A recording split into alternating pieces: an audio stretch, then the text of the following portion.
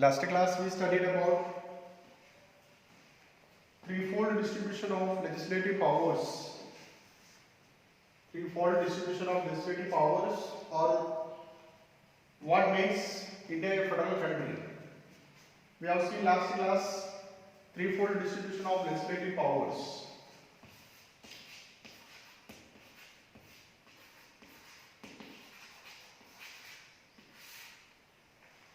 Threefold distribution of legislative powers. Who can explain? Anybody? Can you explain what are the threefold distribution of legislative powers? Yes? Union list, state list, and concurrent list. Exactly. Okay, we have seen that the threefold distribution of legislative powers, this is a power sharing arrangements in our country. These lists are included in the 7th schedule of the Indian Constitution. I have told you last class. What are the subjects? Union list initially contained 97 subjects, but now it is 100 subjects. State list, before it was of 66 subjects, now 61 subjects, and concurrent list 47 subjects were there, and now how many subjects are there? 52 subjects are there. Some examples of union list: subjects which are national importance, currency and coinage, defense of the country, foreign affairs, atomic energy, railway, communication, banking. Okay, all these we can take examples of union list. Only the central government can make laws regarding the subjects. We have seen last class. And secondly, state list. How many subjects are there in state list now? 61 subjects are there. Like police, trade, commerce, agriculture policy of the state, irrigation policy of the state, and in these subjects only the state government has exclusive power to make laws. There is no power to the central government to make laws subjects which fall under the state list. Come to the third one, that is concurrent list, which contains now 52 subjects, because there are some subjects from the state list, okay, it have been shifted to the concurrent list. That means both the central government and state government can make laws in these subjects, like education, forest, trade unions, marriage and divorce, adoption, succession, like many subjects we have seen that. So these topics we studied in the last class. Now what about the subjects which are not included in these subjects? There are some subjects which are not included in any of the list, whether it is in union list, state list, or in concurrent list. What about these subjects? These subjects are called residuary subjects. What the subjects are called? Residuary subjects. Residuary subjects. Residuary subjects. What are the residuary subjects? We can take an example of computer software.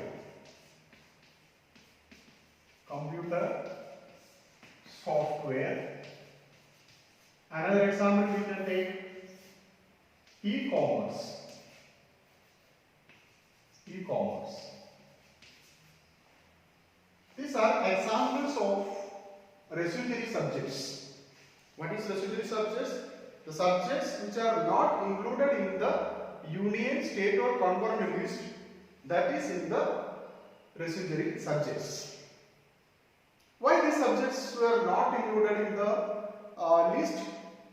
Because these subjects came up after the constitution was made. When the constitution was prepared or made, the subjects were not there. And after the constitution, the subjects came up. That is why the subjects are in the residuary subjects. And you know, residuary subjects are with the central government. With the central government. Central government. What is the other name of central government? Union government. Central government or union government, you can call it. Residuary subjects with the central government or union government. That means the central government has the power to make laws regarding these subjects. That is of computer software or e-commerce, okay, which came after the preparation of the constitution. Now, we have seen earlier, in a holding together federation, all the states or the constituent units not enjoyed analytical powers or equal powers. Thus, in our country, some states enjoy special powers. You can take an example of Jammu and Kashmir, or you can call it J and K. J and K. Under Article 370 of the Constitution of Indian Constitution, Article 370 of the Indian Constitution, Jammu and Kashmir enjoy special status. What is the special status? Most of the provisions of the Indian constitutions are not applicable to the state of Jammu and Kashmir. And everything is necessary to get the support of the State Legislative Assembly of Jammu and Kashmir. For example, if you are not a permanent resident of Jammu and Kashmir, you cannot buy a home in Jammu and Kashmir. You are Indian, okay, you are an Indian, but you cannot go and buy land or home or any property in Jammu and Kashmir before 5th of August 2019. It is mandatory that you must be a permanent resident of Jammu and Kashmir. Then only you can buy land or any property. The special status was enjoyed by Jammu and Kashmir under Article 370 of the Indian Constitution. But as you know, you may be knowing that the Indian government decided to abolish or revoke Article 370. It was the election manifesto, part of election manifesto of the government which is in power. Accordingly, on 5th August 2019, the Government of India revoked Article 370 or nullified or abolished Article 370, and it is bifurcated into two union territories, Jammu and Ladakh. Now, henceforth, this state is not a state. Okay, this is under the strict control of the union government or the central government. That two union territories are there now, Jammu and Kashmir. These are Jammu and Ladakh. Like some other state also to enjoy some special powers. And there are several units of our country which are not part of the Indian Union, which enjoy very little powers. These are areas which are too small to become an independent states. They cannot become an independent state because of their size, very small in size. Take example of Lakshadweep Island, Chandigarh, Andaman Nicobar Islands, or Daman Diu, Dadra Nagar Haveli, or our national capital Delhi. Even Delhi, you can see that Chief Minister is there in Delhi, but it is also under the law and order of Delhi, is strictly under the control of the union government. So these states are very small in size. Because of that, they cannot become part of the Indian Union. That means states.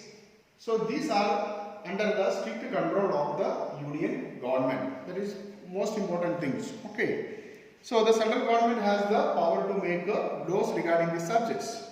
So the changing of power, the arrangement of power sharing arrangement, that is the basic principles of the Indian Constitution.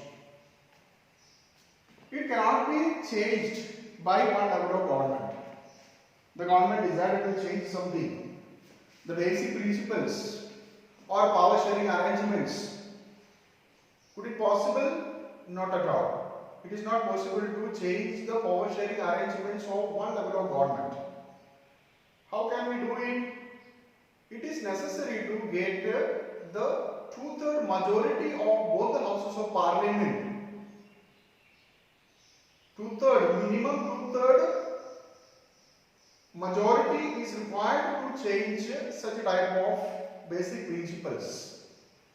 Not only that two-third majority, at the same time, after getting two-third majority in the parliament, that means both the houses of Indian Parliament, Lok Sabha and Rajya Sabha, then it must be ratified by the half of the Indian states. The law passed in the parliament, both the houses of parliament. After that, it must get the ratification of the half of the Indian states. Then only it is possible, otherwise it is not possible to get such a type of changes. Okay, so about that procedure, how to amend the constitution. Okay, Article 368. According to Article 368 of the Indian Constitution is providing the amendment procedure of the Indian Constitution. Now, the judiciary has also plays an important role in overseeing the implementation of the different laws, different subjects. Naturally, you know that there may be conflict between different levels of government. Central government is, for example, making some laws. The state government is not supporting. For example, India decided to conduct its nuclear test in the desert area of Rajasthan. Take an example of this. But the state government is not supporting the central government to conduct its nuclear test. Will it prevent or will it prevent the union government to conduct its nuclear test?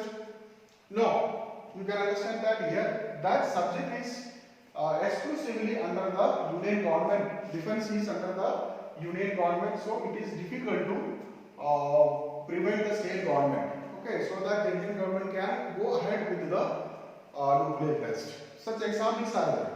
So, if there is different types of dispute between different levels of government, the Supreme Court can act as an umpire if dispute arises between different levels of government.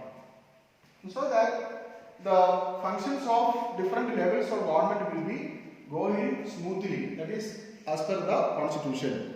So the union government and state government have the power to raise resources by levying taxes in order to carry on the government and the responsibilities assigned to each of them, to the government, to the functions of the state.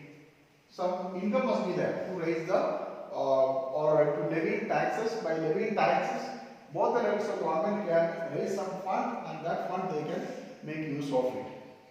Okay, so that they will get a sufficient fund for the administration. So with this we come to the conclusion of this part, that is of what makes an India federal state. Okay, and listen very carefully these videos. Okay, after that once again I am requesting you to listen very properly. There are still some students are not listening, they are not taking seriously, but it is mandatory to listen lectures and message me your doubts. Okay, thank you.